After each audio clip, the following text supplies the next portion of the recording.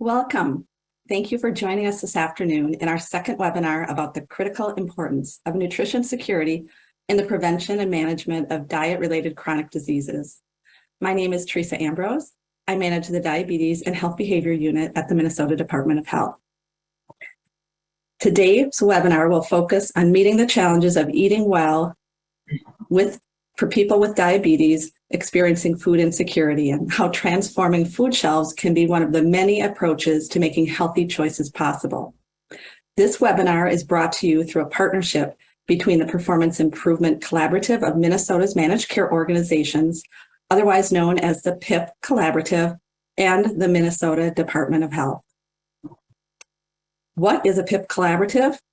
All health plans across the United States serving Medicaid members are required to do a performance improvement project. The focus is on improving comprehensive diabetes and care services. Care coordinators and case managers, who are here today, thank you, play an essential role.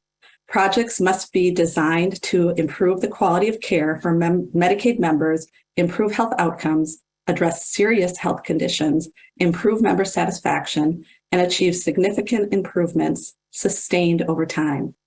The Department of Human Services collaborated with the PIP Collaborative to establish this priority, and all health plans have multiple initiatives in place. This model brings health plans together to work collectively across the state on common goals.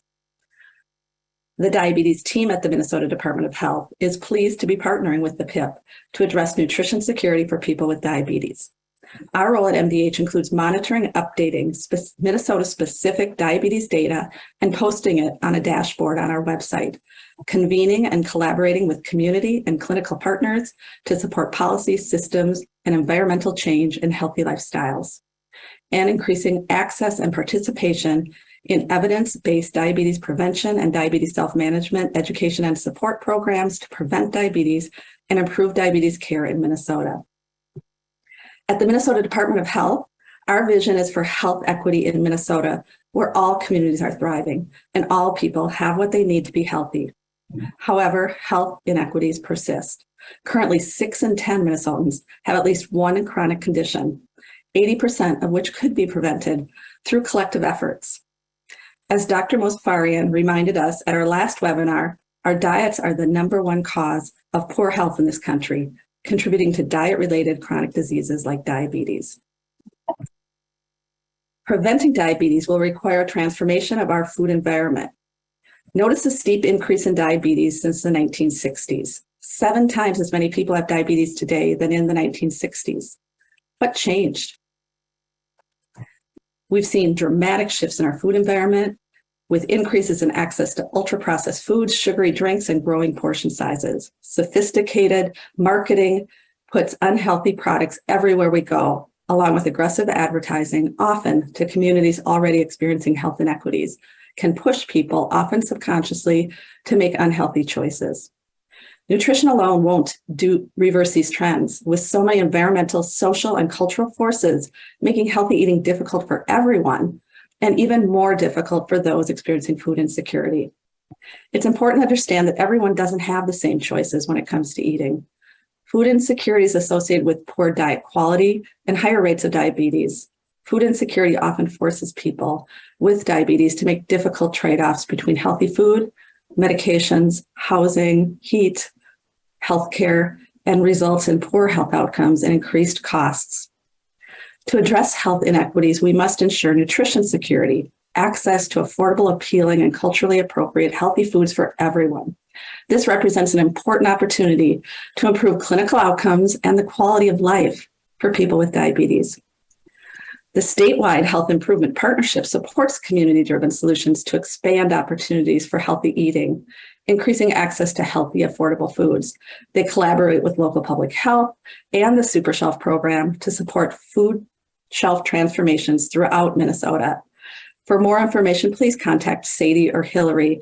They'd be happy to help you, and we'll be placing their contact information in the chat. Today, we will hear from a group of people who have come together from different organizations to do this important work. Marta Canterbury, the Senior Director of Community Health at Health Partners, will moderate today's conversation with the panelists. Nathan Hesse Agency Relations Program Manager with the Food Group, Caitlin Caspi, Associate Professor at Rudd Center for Food Policy and Health Institute for Collaboration on Health, Intervention, and Policy, University of Connecticut. She was previously with the University of Minnesota. And Nora Gordon, Food Program Analyst, Office of Economic Opportunity with the Minnesota Department of Human Services. The SuperShelf approach represents a transformation of the food shelf environment to support nutrition security. The work this group of partners has achieved is important and impressive. During the presentation, please use the Q&A function to submit questions to the panelists, and you can use the chat to communicate with everyone joining this webinar today. So now it is my great pleasure to welcome Marna Canterbury to share more about this transformational work. Marna? Thank you, Teresa, for that introduction. And it's just an honor to be here with colleagues in this SuperShelf work. As I tee up our conversation today, I think it'll echo many of the themes that Teresa has already shared, because we all know, those of us who work in health and health improvement, when we think of chronic disease prevention, when we think of chronic disease treatment, the first thing that comes to mind often is the quality of the food, healthy eating, and how to help and support that to happen for those who need it the most. Today, we're going to focus on a social driver of health that gets in the way of people's ability to eat well and to select foods for themselves and their families that promote health. That social driver is food insecurity or nutrition insecurity. If you don't know, you might hear the words food or nutrition insecurity. And nutrition insecurity has actually been defined by the USDA rather recently. Food insecurity, it means that being food insecure means that people don't have consistent or equitable access to healthy, safe, and affordable foods that are essential for good health.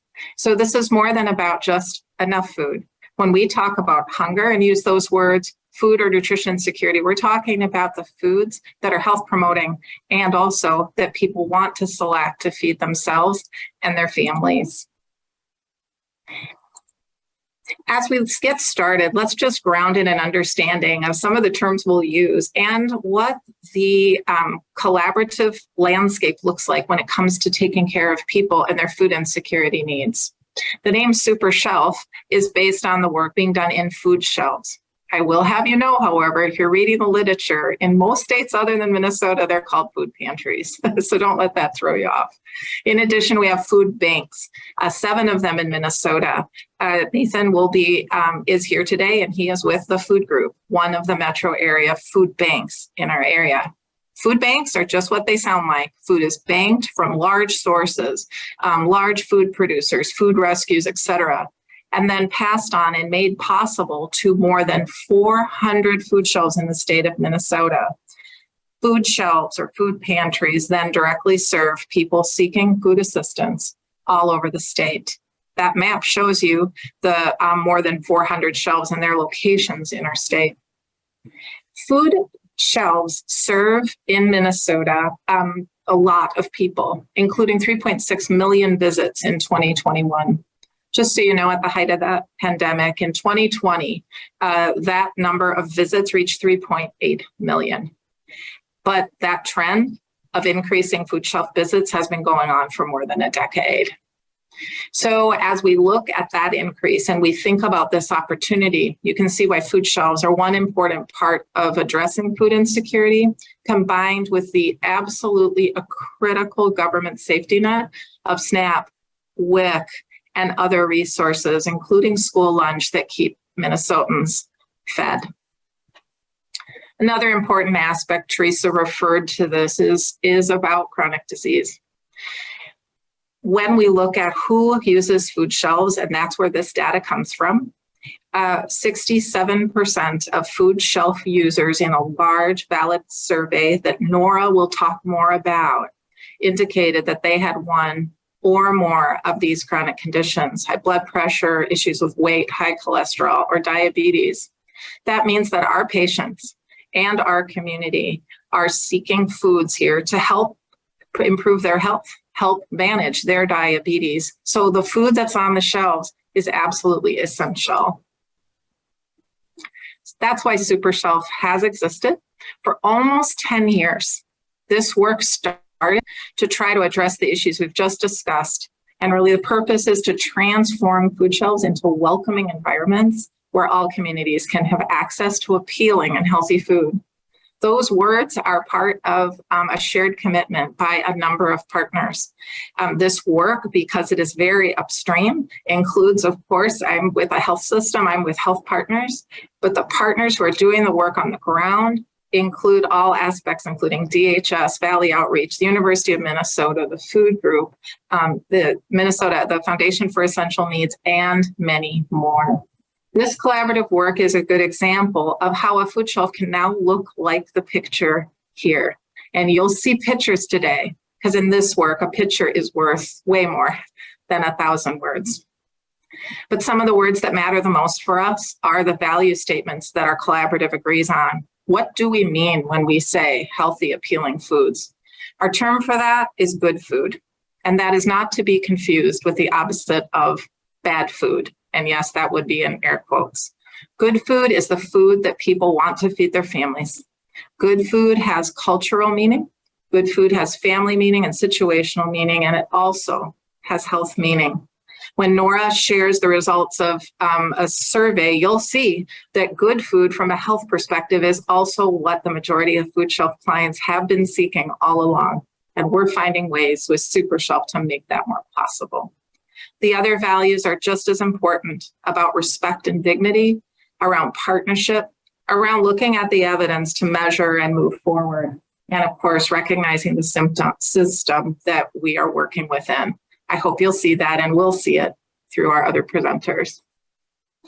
Back to pictures. This is just a little history. I don't know how many of you have ever been in a food shelf, but that picture on the left it is a picture of Valley Outreach in 2012.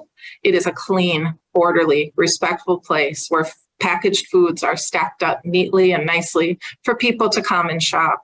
Those are all important foundational pieces of feeding people.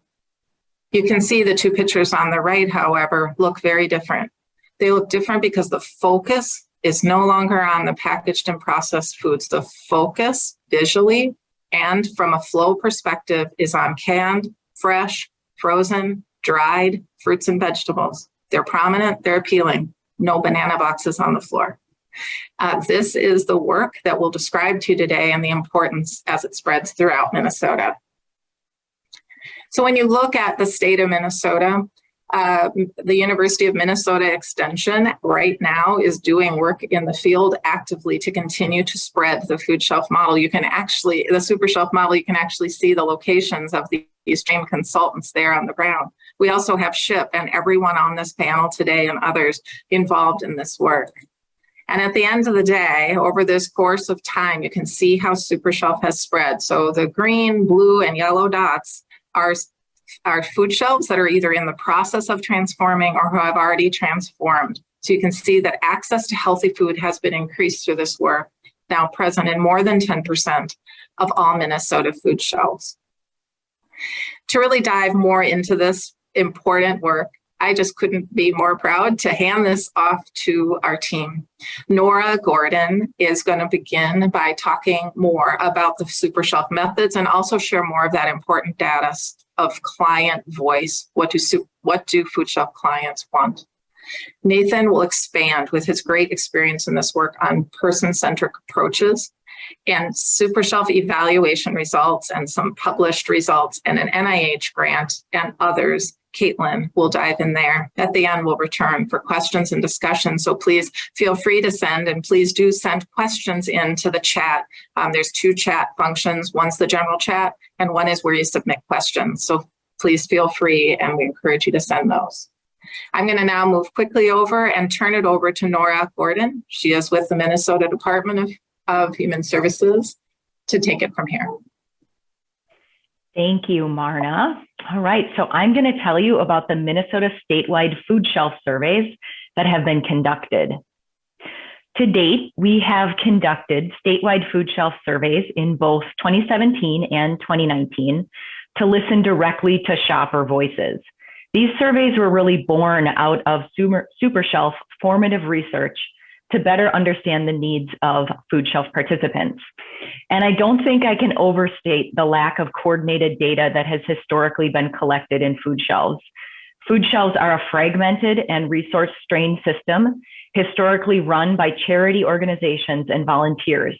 And if that nonprofit is lucky enough, a small number of paid staff.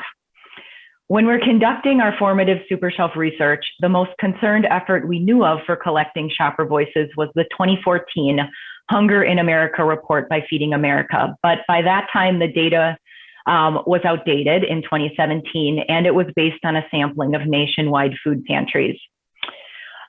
So we decided to collect our own. That data we collected on the shopper survey came about through many conversations with our large and growing network of community partners working on transforming the hunger relief system. And there was a real consensus that in order to make changes to a system, you need data, specific data about what food is being given to shoppers and their experience with the system. And what was really valued by our partners was that, so we really focused on that direct participant voice. All right, onward now to what we found. So I'm going to share highlights from 2019 results with you today, mainly because 2017 and 19 had really remarkably similar results overall. In 2019, we heard from 220 food shelves across Minnesota, which comprised of over 5,500 individual participant voices. And the surveys have been funded by SuperShelf and our partners at Hunger Solutions Minnesota and the Minnesota Department of Human Services.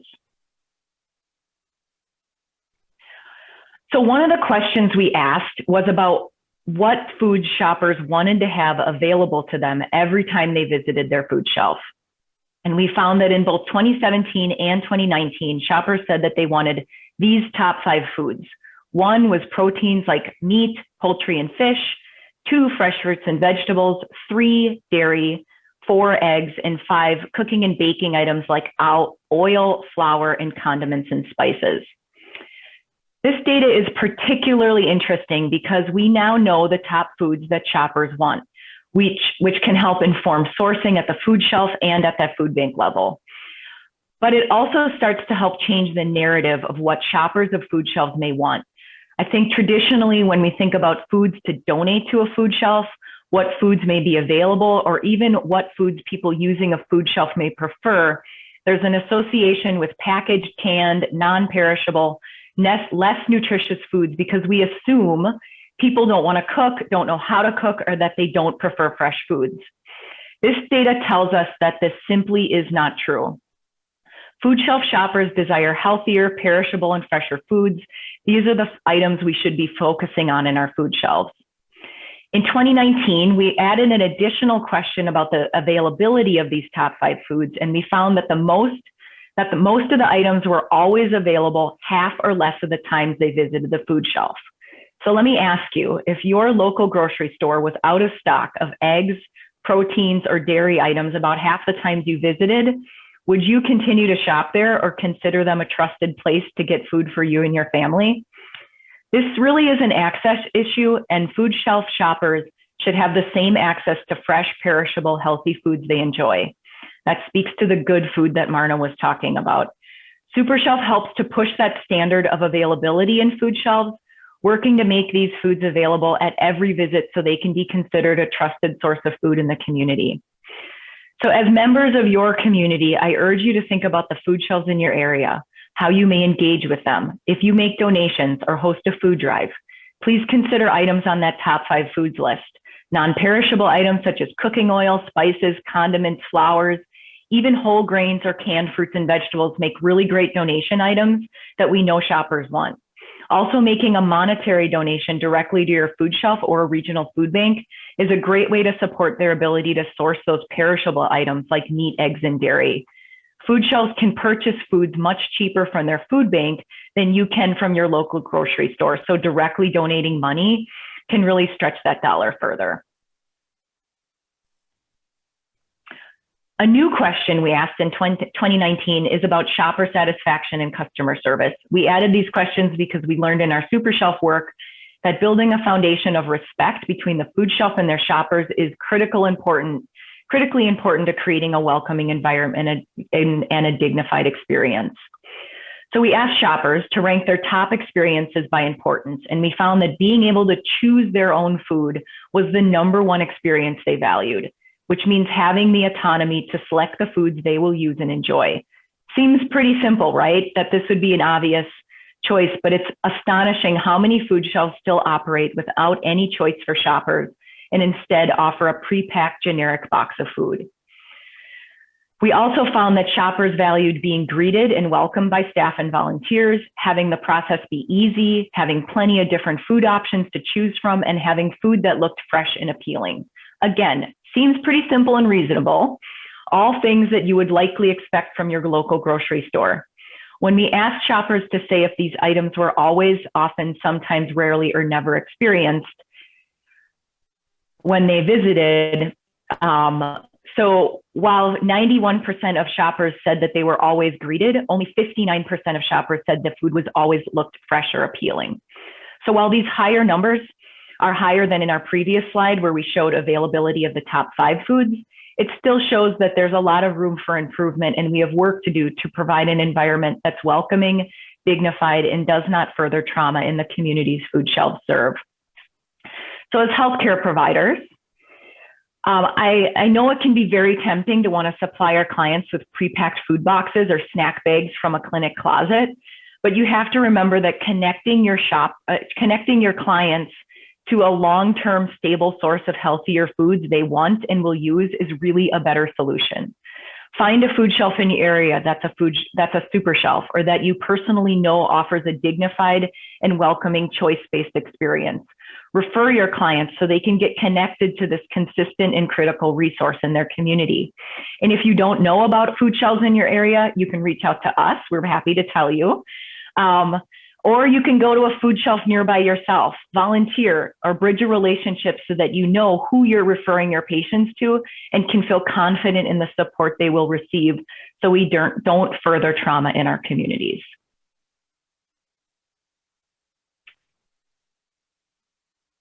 So we also found that food shelf shoppers are relying on their food shelf for a lot, 55%, so over half of their total household food, and have been doing so for a long period of time. Most shoppers are using their food shelf frequently, once a month or more, and have been doing so for over a year or more, meaning that food shelf usage is no longer a one-time emergency use for periods of crisis. And even when relying on food shelves, 69% of shoppers surveyed still fit the definition of food insecure by answering yes to at least one of the food insecurity questions. So this really speaks to that need to reclassify food shelf work as long-term hunger relief, not just emergency food programs, because the use is chronic and substantial. Shoppers use their food shelf to fill those long-term gaps and balance their household budget needs on an ongoing basis. So let's just think about that. When we talk about improving the health of our communities, it's more important than ever for food shelves to have those fresh and healthy foods we found in the top 5 foods, those good foods, those foods we know shoppers want and can take home, that they want to take home every time. So just a couple open-ended questions that we had at the end of our survey to better listen to and understand shoppers' perspectives. The food shelf is important to me because it provides the healthiest part of my diet, and I've become a much better cook since coming here. And then our other quote, the food shelf offers fresh fruits and vegetables that I would not normally buy due to cost. It helps me save money that we can put towards other expenses, utilities, heat, fuel, etc. It helps put food on my table. So those are just 2 examples of many stories we heard. In conclusion, from these surveys, we have continued to encourage the hunger relief system to invest in consistently sourcing those top 5 foods in ways to better understand shoppers' needs and concerns through surveys, to implement person-centered practices in the food shelf setting, and to invest time and resources into more data and surveys. So we are very excited to announce that in 2022, food shelf surveys are underway again, and data collection has begun with an even greater number of food shelves and shoppers participating than in previous years. Our partners at the University of Minnesota Extension and the Foundation for Essential Needs, or FEN, are spearheading the surveys this year, and we are so looking forward to learning more once data is available, so stay tuned. All right, so now I'm going to switch gears and talk more about SuperShelf from my previous role at the University of Minnesota as a SuperShelf Community Engagement Specialist, where I was working as a consultant with Food Shelves Daily to transform into SuperShelves. So what you're seeing here is our SuperShelf 6 steps to systems change. SuperShelf is based on this 6-step methodology whose goal is systems change. First at the food shelf and ultimately on the hunger relief system. And you can see at the base is our 6 steps, is our values. And those values that Marna talked about earlier drive and inform all of our methods and are the basis for how we make informed decisions. The first 2 steps in blue are all about increasing access to healthier foods. We do that by increasing the quantity of better or healthier foods or good foods, those top 5 foods I just talked about earlier, through a set of standardized stocking standards, and also adding variety to the shelf so that shoppers can find all the supplies they may need to make a complete meal. The next 2 steps in green focus on increasing appeal by applying behavioral economics, which we're going to talk about more. And we use behavioral economics to organize foods by major food groups, similar to how you'd see it laid out in a grocery store. We always emphasize healthier foods by putting them first in the shopping order. Marna showed a great picture earlier, because that behavioral economics tells us that as humans, we tend to take most of what we encounter first. So we put those fruits and vegetables first, and not just fresh fruits and vegetables, but all fruits and vegetables, including canned and frozen, because these are all great options for increasing fruit and vegetable intake. So we use these tactics to promote healthier foods and nudge towards healthier decision-making by making those foods look more appealing. And then the last 2 steps in pink, running vertical, happen alongside the other steps. We always want to be thinking about surveying or engaging shopper voice. That's the statewide survey again. And also thinking longer term about how to sustain the changes long term by engaging volunteers, leadership in the community so they become champions of the work in their own communities. So what does SuperShelf really look like when implemented? So SuperShelf works to create an environment that's shopper-centered, and Nathan's going to talk a lot more about that next. We work to promote and respect individual choice. You'll always see SuperShelves be a choice-based model, meaning just like a grocery store, shoppers get to pick the foods they want, and it's not pre-packed boxes or prescribed bags. Shoppers get to choose. We increase access to a variety of culturally specific foods or culturally appropriate foods. So SuperShelf aims to help food shelves source that variety that their shoppers want, which will include culturally appropriate foods in the communities they serve. We use behavioral economics, which I'm going to talk more about. And you can see in this photo, which I think illustrates it really, really well, that you can see fruits and vegetables laid out first. There's a large welcome sign in multiple languages. So really sending that message that all are welcome here, and sending that message of abundance of fruits and vegetables. We meet specific standards, methods, and values. So it's an evidence-based model like Marna talked about earlier. Working with consultants every step of the way to transform. And last, SuperShelf aims to make the healthiest choice, the easiest choice for all, encouraging healthy eating for the health of the community. So a little bit more about behavioral economics approach that we take, which is to make positive environmental changes that inform healthier eating decision-making.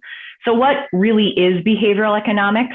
Well, we hear a lot about it in a retail setting, and it's the science behind why we buy, what we buy when we walk into a retail store. So I think we've all been there, where we've walked into a Target with a very specific small list in mind and end up coming out with a couple extra things that just look so appealing we had to have them. That's really behavioral economics at play. So when we talk about using behavioral economics in a food shelf setting, we think about why food shelf shoppers make the choices they make and how we can encourage healthier eating by using specific tactics that make those foods more desirable and appealing. So we have to keep in mind that we all know making healthier decisions is not a knowledge barrier, right? So we all know that fruits and vegetables are good for us. That's not a mystery.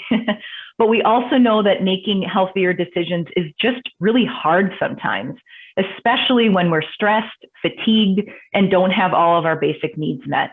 And then when we add on possible trauma that food shelf shoppers are at a higher risk of experiencing, the brain has a much harder time making decisions. It becomes even harder to make healthier choices. So when we think about behavioral economics and food shelves, we offer an experience that's welcoming, dignified, low stress, and promotes a low barrier way to make healthier decisions. And I note I don't say healthy, I just say healthier, which refers back to those good foods.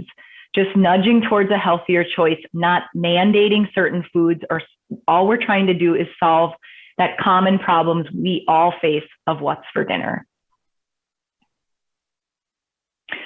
SuperShelf truly has become a respected statewide model for food shelves in Minnesota. And as I mentioned earlier, our approach is always driven by our values. Those 6-step methods provide replicable intervention statewide.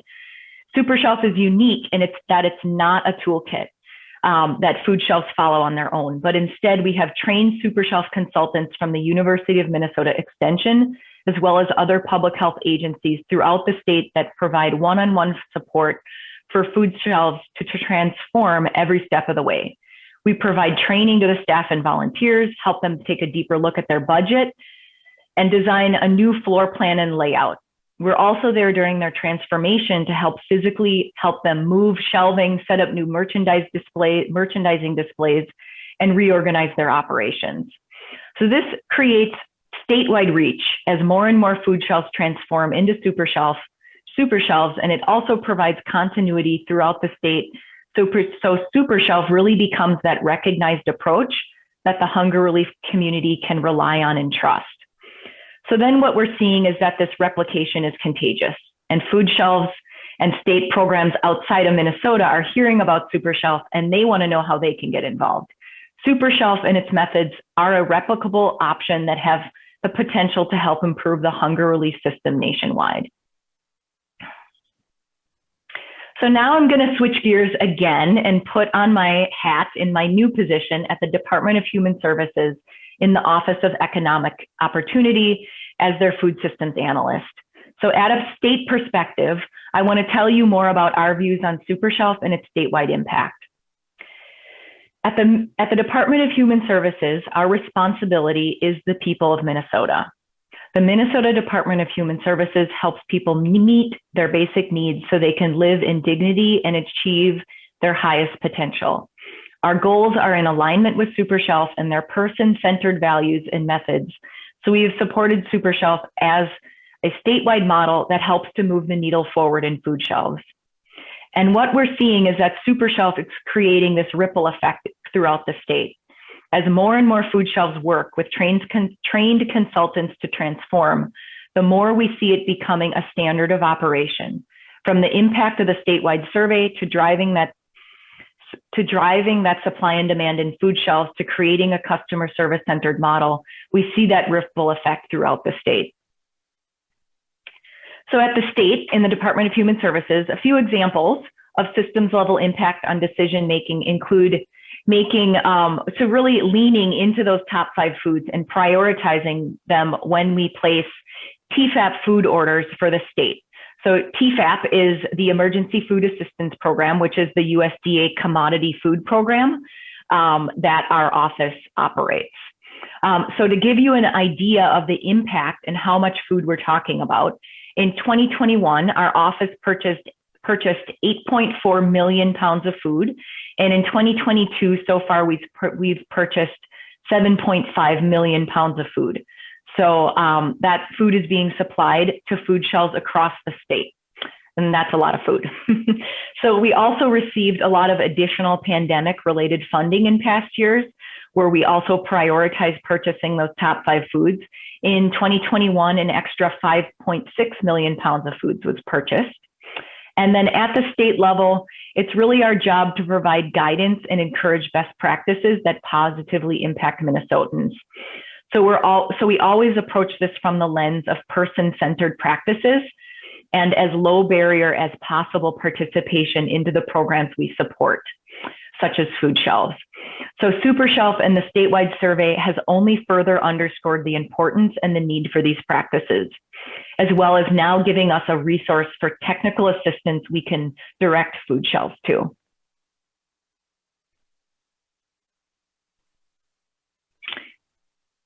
So go back one slide, Marna. I'm going to go back and hit on a few of these points.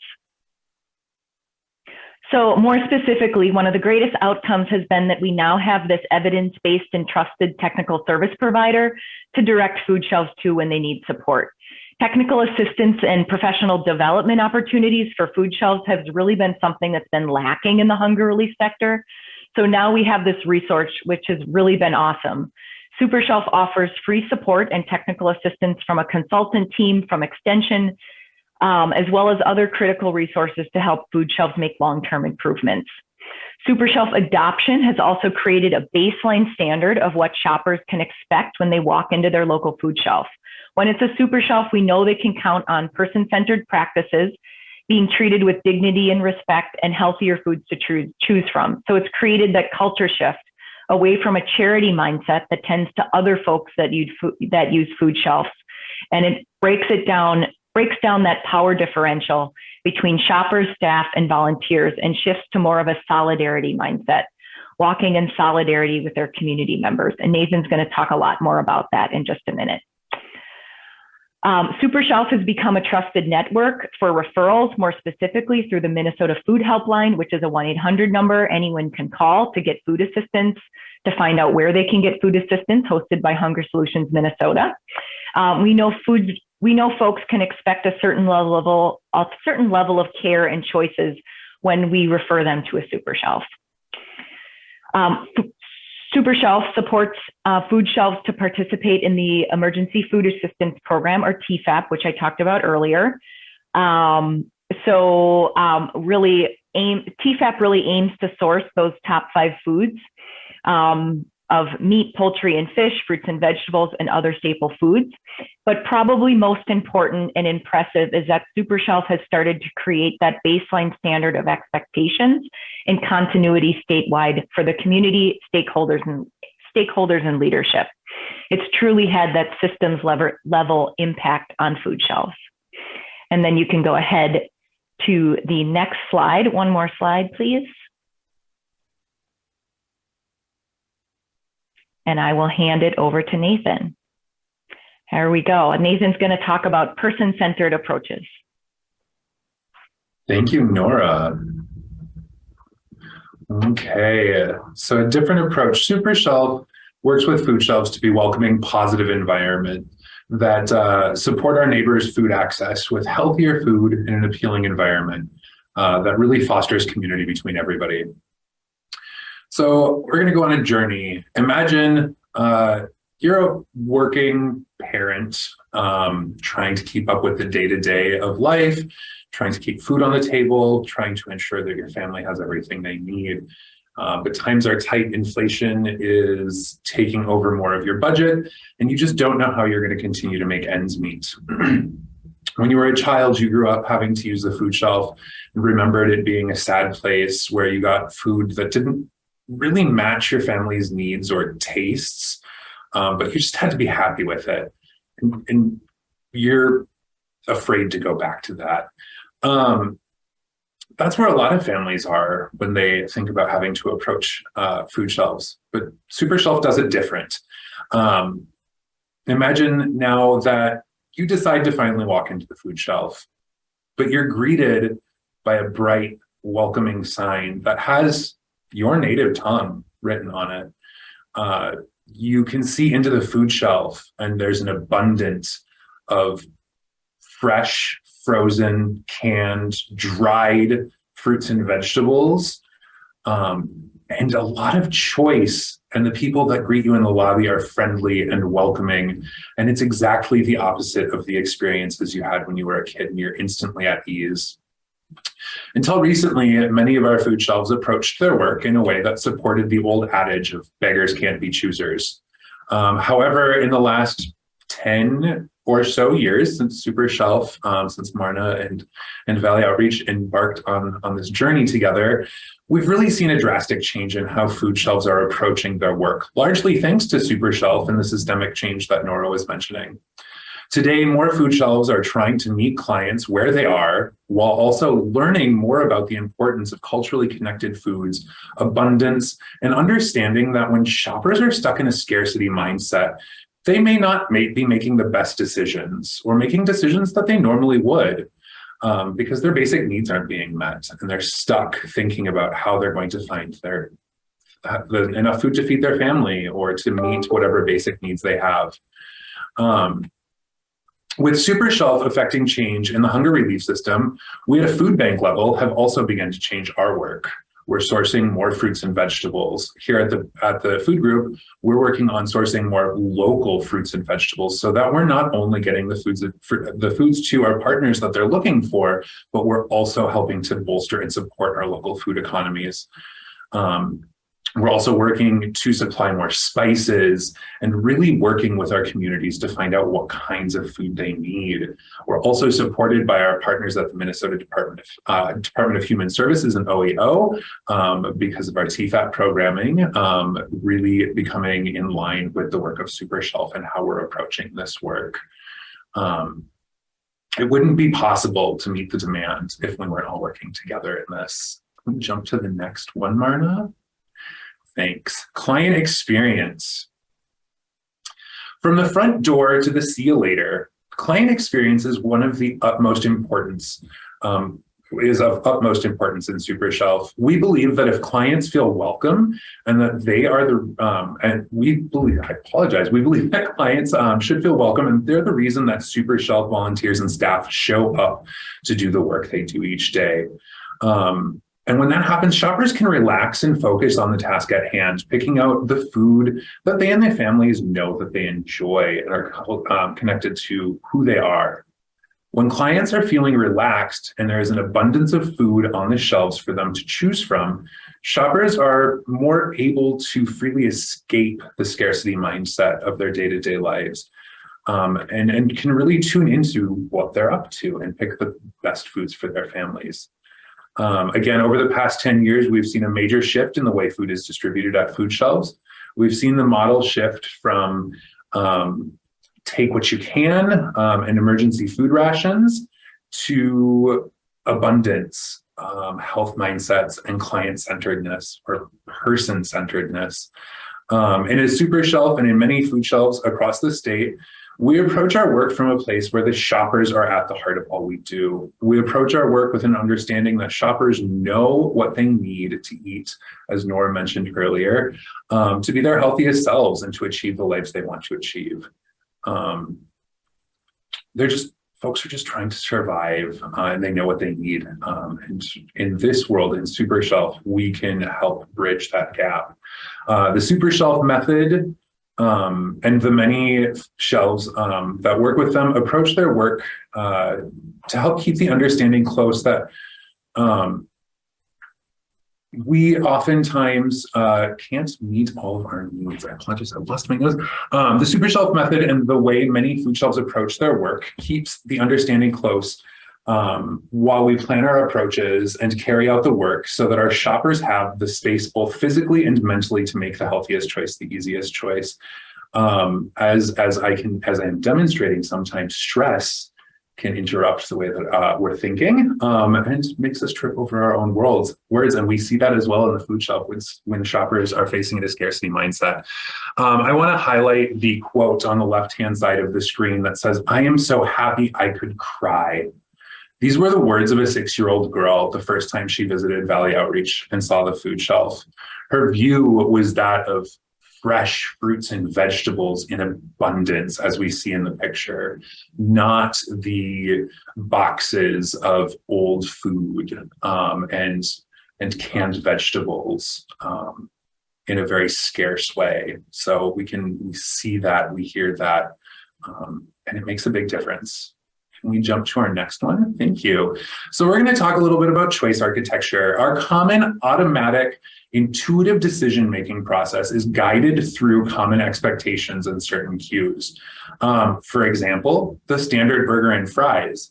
Now, if we disrupt these common expectations and insert a secondary option that is healthier, then we create a choice and open the option to create a new norm and increase the healthfulness of the meal without mandating it. Again, nudges are never mandates. They are always positive and meant to influence without being noticed. So in this instance, maybe the menu gets changed a little bit. We can go to the next one, Marna. That's perfect. So choice architecture. One way that we've really seen this change in SuperShelf was with syrup. So at the very beginning of all of this, when you first walked into the food shelf, syrup and pancake mix were your first two choices. You could choose them or you could not choose them.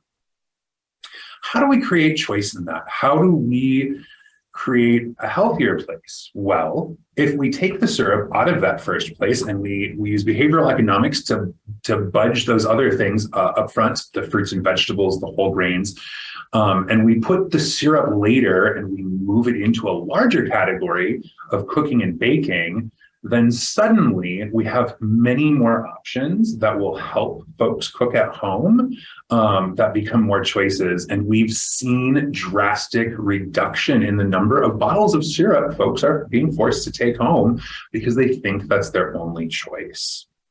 So we can really see that moving when we build a larger section and we say, you know what, now this bottle of syrup, it's one of 6 choices that you get among many things that will help you cook at home: seasonings, oils, salad dressings, really just kind of changing the way that we're thinking about those choices.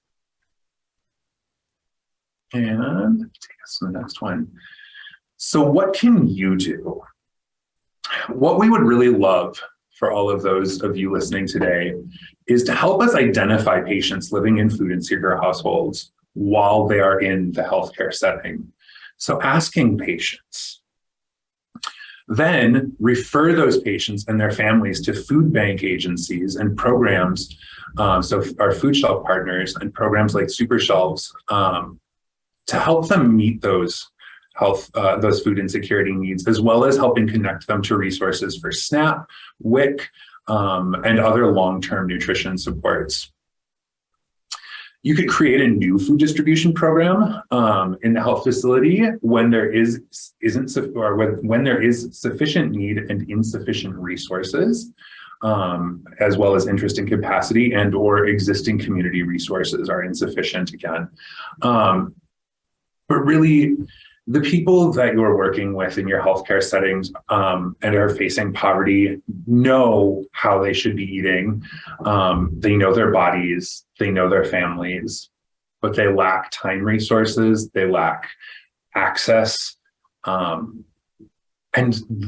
supporting them and helping them understand there are resources for them that exist that are focused on ensuring there are healthier foods available, culturally connected foods available, and foods that their family is looking for so that they can meet their goals and be active community members is really what we need. And you can do that through referring to SuperShelves and being present in your SuperShelf. I would recommend that you all go out and find a local SuperShelf, maybe pull a couple of volunteer shifts to see what we're all about. And then with that, I am going to pass it over to my colleague, Caitlin. Thank you. Thanks so much, Nathan. As Nathan mentioned, I'm going to be presenting data from our efforts to evaluate the SuperShelf initiative. And you'll see here the roadmap. So first, I'm going to present results from our pilot study that was conducted about 5 years ago. And then I'll talk about a larger scale group randomized study that was funded by NIH that we're just finishing up. So I'm going to present various findings from that study, including results related to the implementation of SuperShelf, focus on dietary outcomes, and then also our qualitative and some exploratory findings from this analysis. And then we'll wrap up with some interpretation of these results and how they relate to areas for future multi-sector work. So in 2016 to 2017, we were funded by the Duke Behavioral Economics Center to evaluate some of the earliest SuperShelf transformations in Minnesota. And our question was really, does the SuperShelf intervention lead to improvements in nutritional quality of food shelf inventory and in the food selected by clients at their food shelf visits? So in order to address this question, we took measurements before and after transformation at 2 food shelves. And then we also had 2 control food shelves that we used to compare our measures. And then we also included 70 clients before the transformation and 70 clients after the transformation in this evaluation. So here are some pictures of us as we conducted our evaluation. We were gathering data at the food shelf level by doing inventories, counting all of the food that was available on the shelf to clients. And then we approached clients as they were leaving the food shelf and asked them if they'd participate in our study. And at that point, we asked them to complete a survey on the food shelf use, and then the research team recorded the food that they had just selected at their visit in order to calculate the nutritional quality. You can see us weighing a cabbage here. So the measure of nutritional quality that we used for our evaluation was the 2010 version of the Healthy Eating Index. So the Healthy Eating Index, or HEI, was developed by the USDA and the Department of Health and Human Services. And what it measures is the degree of alignment with the current dietary guidelines for Americans. So it uses a scale of 0 to 100 based on the sum of these 12 subcomponents, for example, total fruits, dairy, sodium, and you sum all the subcomponents to get the total score. And the thing to note with this measure is that for all the subcomponents, a higher score is better, even for things like sodium. So these are the results of our pilot study.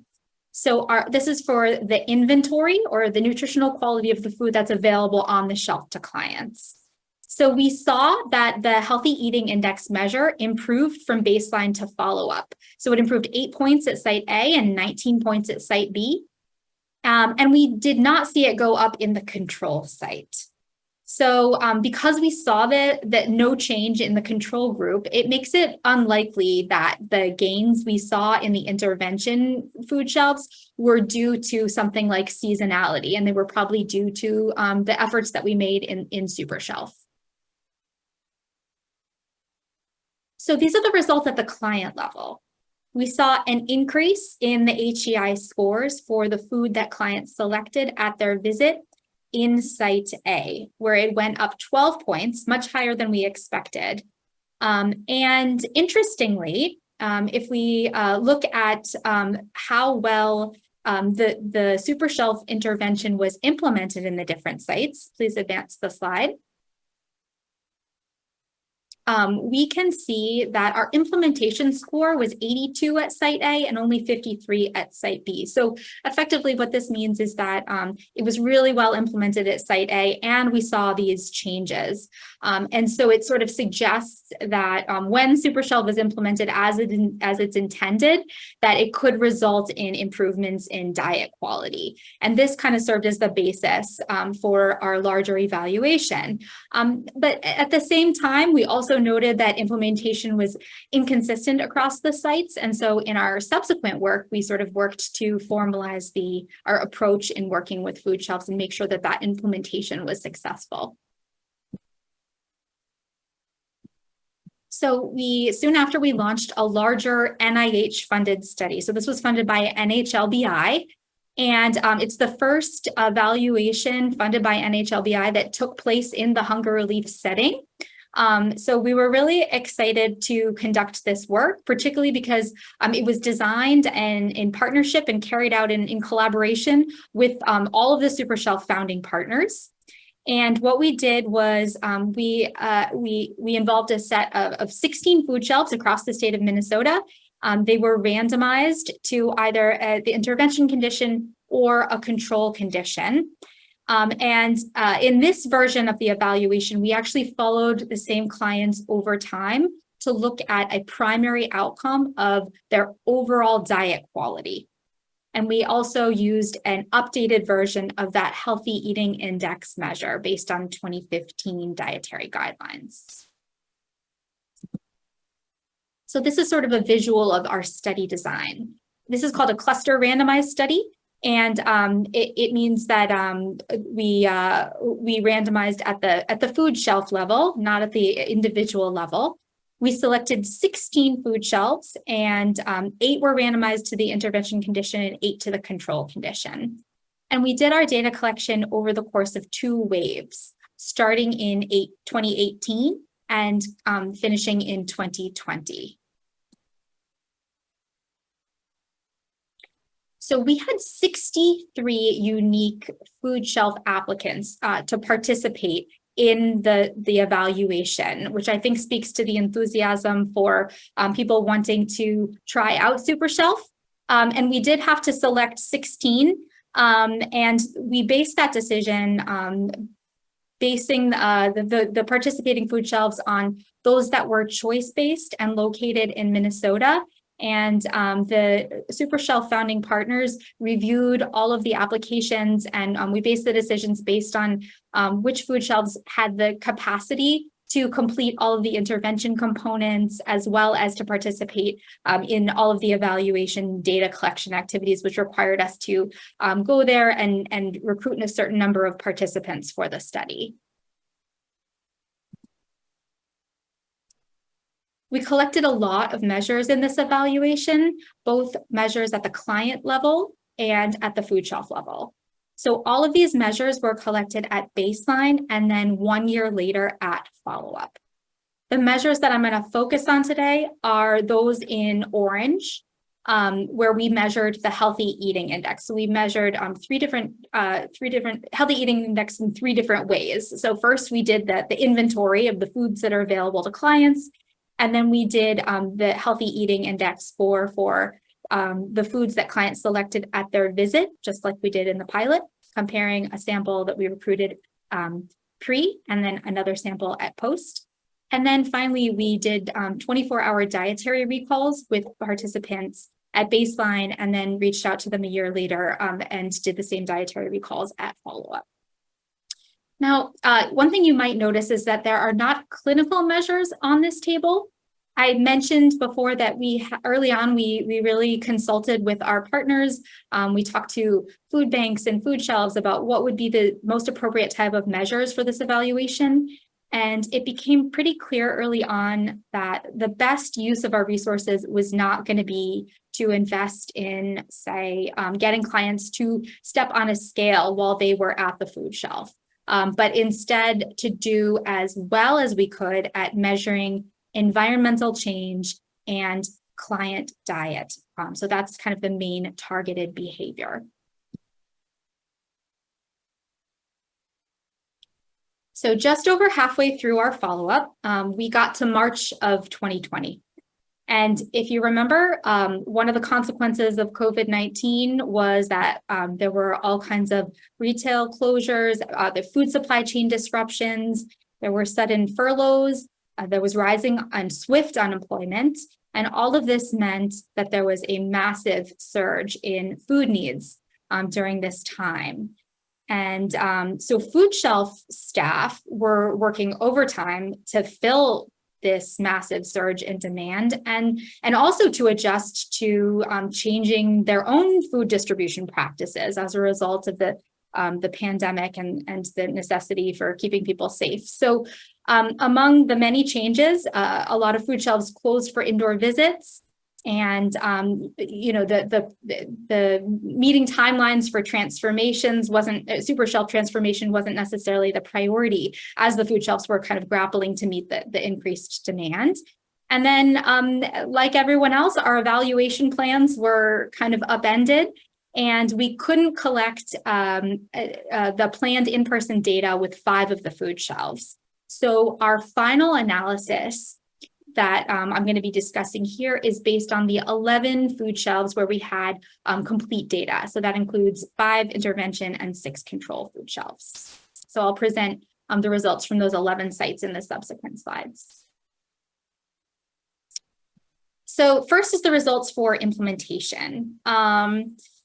So we measured implementation on a 100-point scale that includes 4 subcomponents. So these are the things that we were really aiming to change in our SuperShelf methods.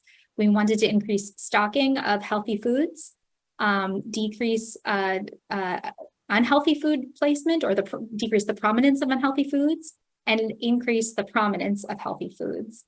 And then, of course, we were also focused on the kind of aesthetics and layout of the food shelf as well.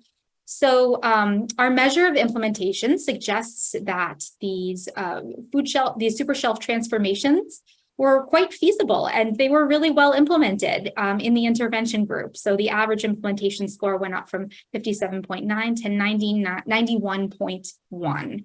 And we did not see corresponding changes in the control group. So when we did statistical tests, these changes were statistically significant for the overall implementation score, as well as for the individual subcomponents. In fact, they were statistically significant for 3 of the 4 subcomponents, just not stocking standards.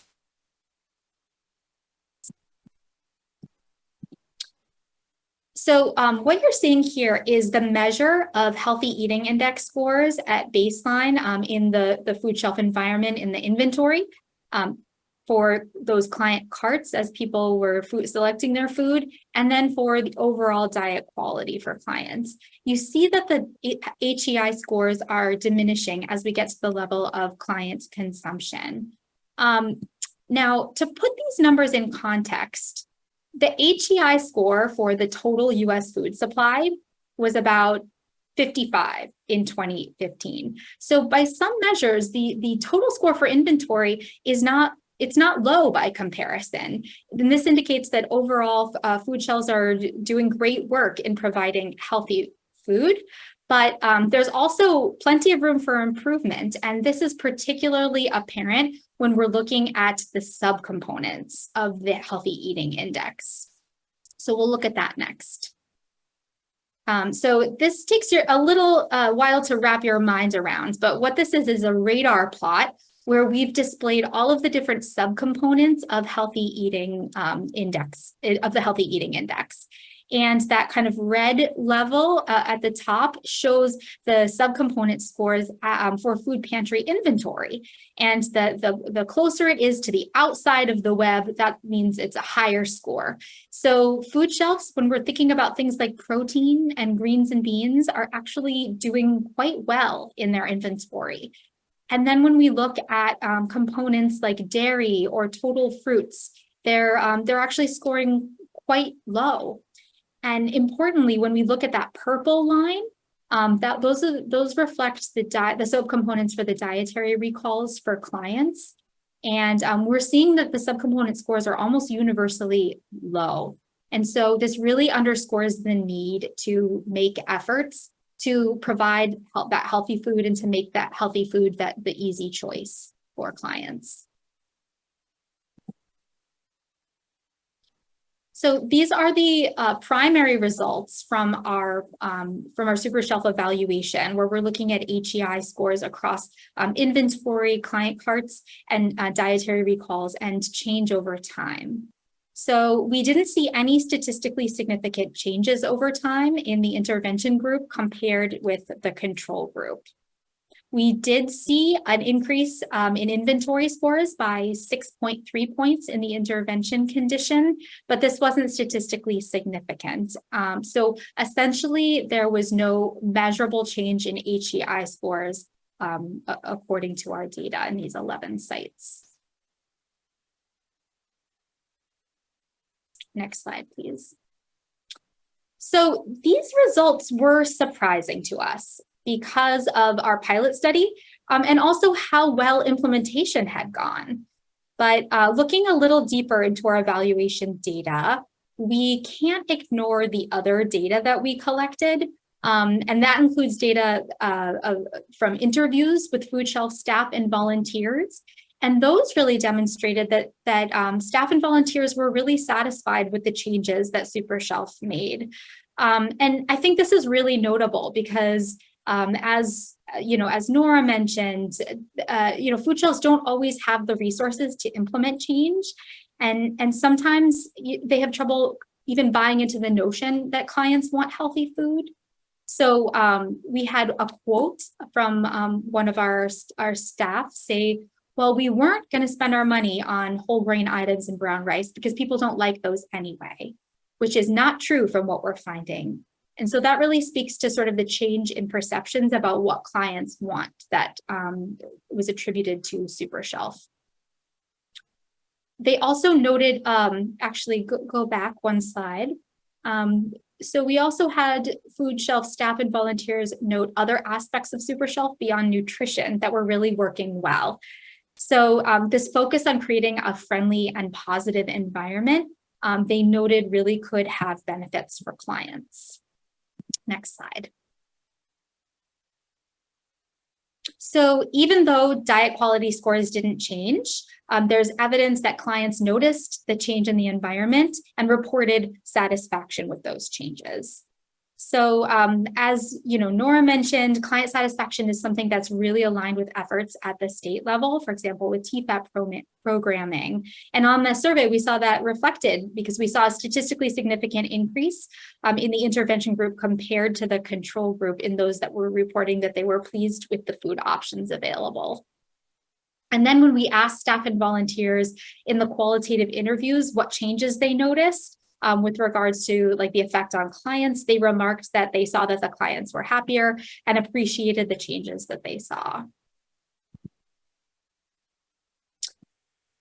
So our team has recently conducted some additional analyses to see whether other measures of nutritional quality demonstrated change outside of the primary outcome of healthy eating index. So some of you that are doing work that's close to food shelves and food banks might be familiar with other systems of measuring nutritional quality beyond healthy eating index. So both of the measures I'm going to name today correlate with the healthy eating index, but they're really designed for use in the hunger relief system, and they're much simpler to calculate, and they've really been developed specifically to be used more broadly. So one of these measures is called FAST, or the Food Assortment Scoring Tool. And that one uses the gross weight of food in different categories, like one category is beverages and another is fresh fruits and vegetables. And based on the gross weights in these categories, it creates a nutritional quality index, also based on a scale of 0 to 100. And FAST was developed and tested in Minnesota, and so you might see it used here. SWAP, on the other hand, that's an acronym for Supporting Wellness at Pantries. You might guess by that language, it's mostly used outside of Minnesota. But it is based on guidelines developed by an expert panel. And the reason that I think it's particularly important to note is that it has been adopted by Feeding America, and Feeding America is investing substantial resources in kind of incentivizing the use of SWAP in pantries across the country. And so the way SWAP works is it ranks food by classifying them into red and green and yellow categories, with green being choose often, yellow being choose sometimes, and red being choose rarely. And so when we kind of reran our analysis with FAST and SWAP outcomes, we found that there were differences between the intervention and control groups. So FAST scores increased more in the intervention group than the control group. And then also clients in the intervention group had higher SWAP scores at follow-up, and they had fewer red foods at follow-up. So this is notable because we're still finding things in the evaluation where we were successful in moving the needle. Next slide, please. So where does that leave us? I would say that the key points are that this intervention was feasible to implement. There was high interest from food shelves across Minnesota. And when implemented, there was high satisfaction from clients and managers and volunteers, which is really notable in this setting. It did not result in change in the HEI 2015 scores based on these 11 food shelves, and I'll discuss that more in the next slide.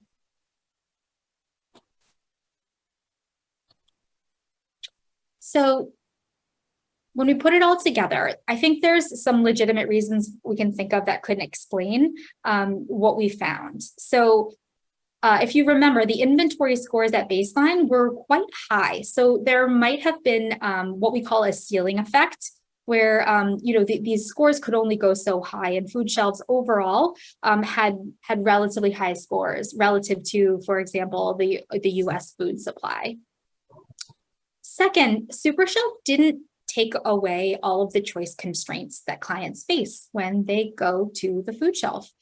They were still only allowed to take a limited number of foods in each food group, for example, whole grains. So what would happen if clients were really allowed to shop as they would in a healthy environment without any constraints?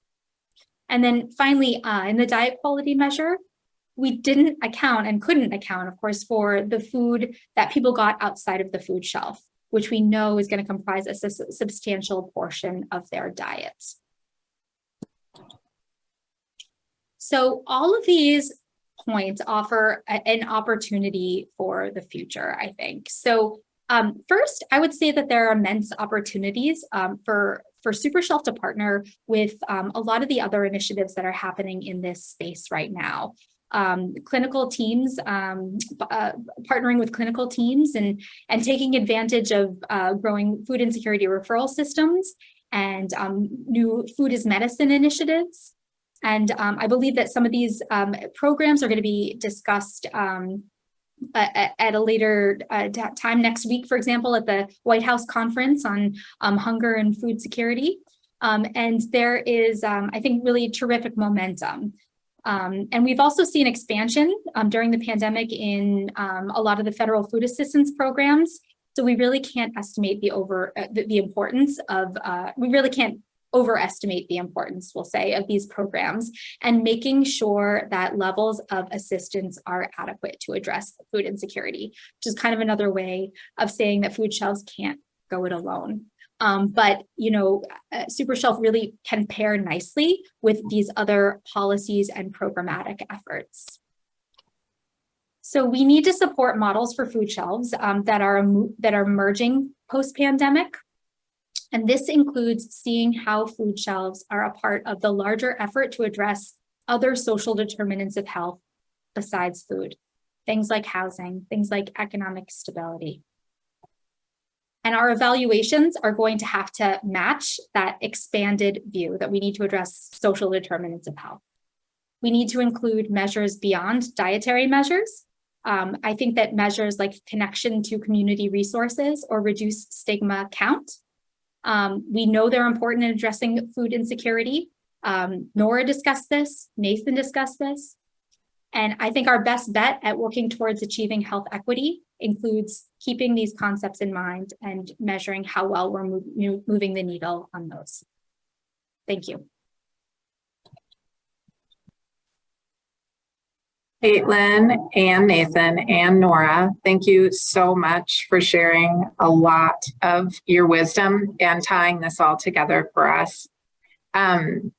What our hope is that not only will this help healthcare providers, systems, care managers, and community connect people to resources, but also, as both Nathan and Nora really spoke about, change the narrative and our understanding about the experience of people who are food insecure so that we can connect them with resources.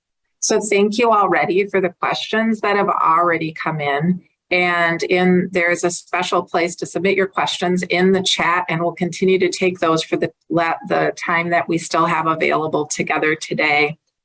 So I've received a few of those questions, and I'm going to start out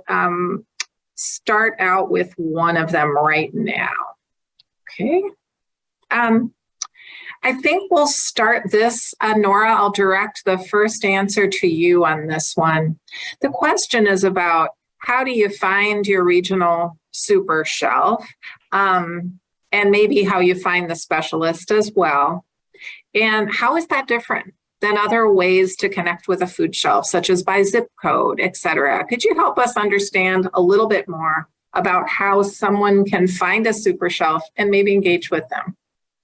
Yeah, thanks, Marna. I would really direct you first to the SuperShelf website. So that is www.supershelfmn.org.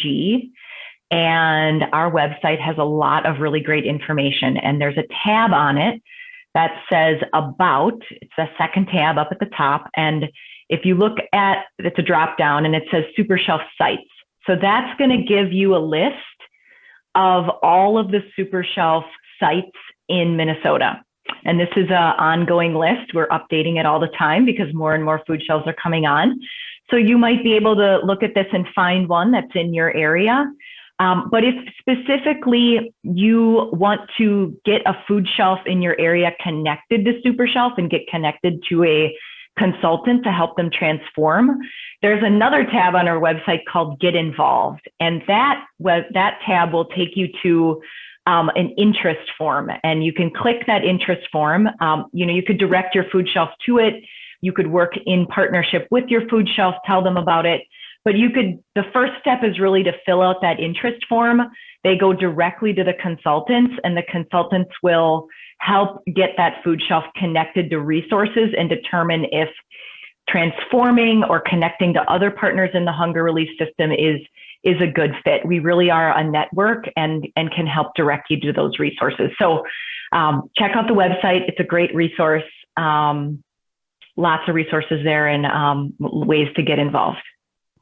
And then I think the second part of the question was really about zip code. And I think the way that I'm interpreting this question is, how is SuperShelf different from other food shelves that are zip code specific? So to be clear, if a food shelf participates in any federal program, so that would be TFAP, which is the Emergency Food Assistance Program that's supported by the USDA. That is the program that gets commodity foods into food shelves. If a food shelf participates in that, they are not allowed to deny access based on boundaries. We are Minnesota is the boundary. So as long as a participant meets eligibility requirements, which is that they are below a 300% poverty level, and that they self-declare they're a Minnesota resident, they are eligible to use services. So we are really encouraging this. We're trying, if there's food shelves, I don't want to be like the mandating voice from the state, but certainly, this is a requirement of food shelves that participate in TFAP from a federal standpoint. That would be a civil rights violation. So those questions could be directed towards me and my office. Nora, thank you so much for that perspective.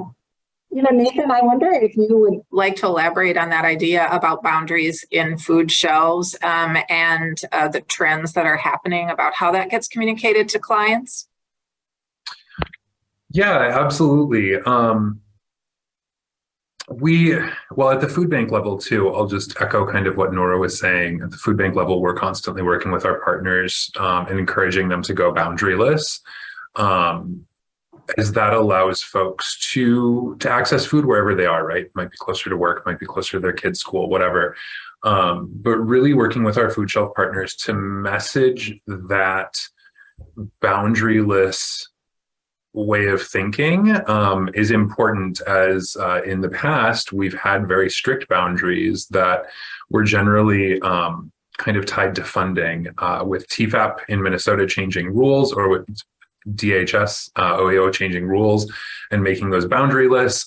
We're starting to message that to our food bank partners or our food shelf partners rather, to message to their clients and their communities that this just allows a more open food access where people face fewer barriers, and that the funding isn't necessarily being diverted from their communities, but rather this TFAP helps those food shelves offer greater assistance or greater resources to their food shelf partners by providing greater access to funding and foods. Nathan, thanks for expanding on that. And I serve on a board of a food shelf, and I think this idea about boundaries is an important one. If you're involved in a food shelf, I've seen a little bit of question in chat about those of you who may be serving or volunteering. The idea that all food shelves are there to serve all people is a really important message in order to create that welcome environment. And that's true in a super shelf or in another food shelf. Thanks for all your feedback on that. Nathan, I'm going to start with you on this next question, and it has to do with language barriers that those who show up at a food shelf might experience, and what are ways that super shelves or others are addressing that barrier so that people can shop and make choices.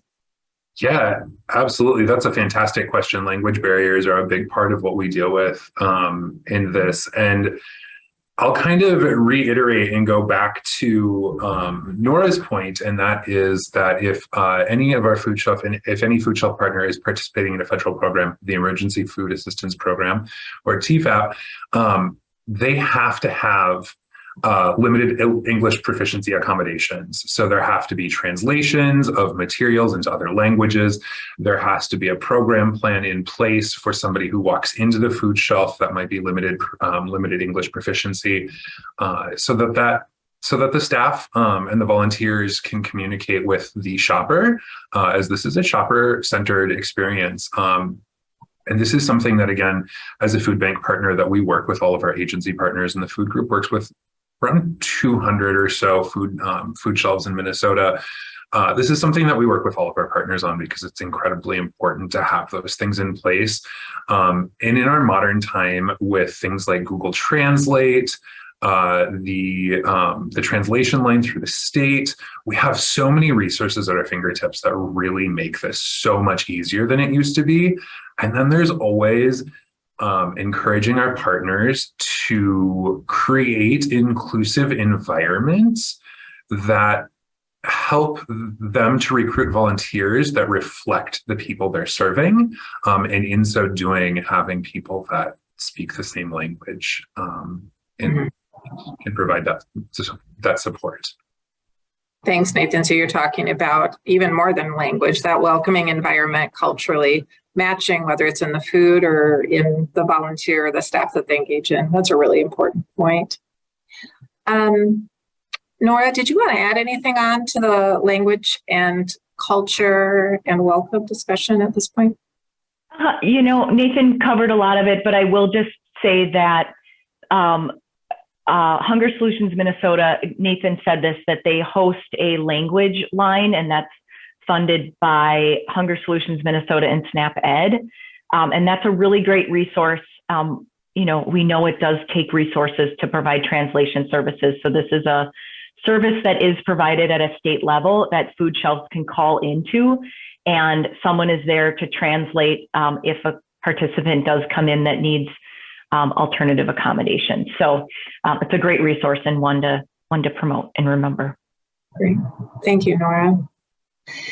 There's a lot of great questions coming in. I'm gonna go to one that has to do with how food shelves get their food. In particular, how do food shelves get fresh produce? We showed a lot of pictures of that and other sourcing pieces.